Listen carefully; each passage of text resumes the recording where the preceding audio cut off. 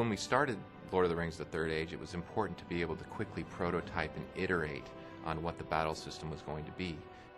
We had to basically get back to the beginnings of this kind of game and just sit down with pen and paper and some dice and some little figures and start figuring out what kind of statistics, what kind of values needed to go into each action that the characters would take during a combat scenario.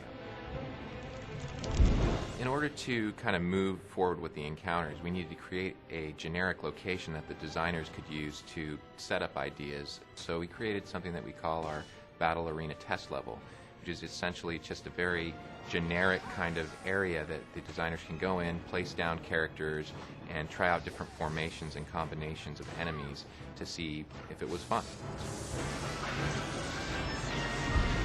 Before any designer can really get to work on the encounters, we sit down with an animator, talk about an enemy or player character, and then the animator goes ahead and crafts motions for that character.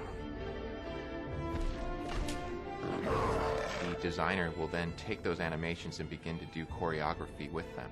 We call that our basic encounter template.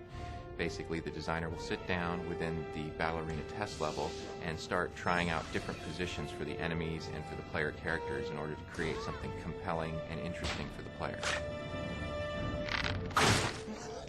So once we have the basic enemy placement and the choreography done, it's time to really bring out the feeling and emotion of the enemies.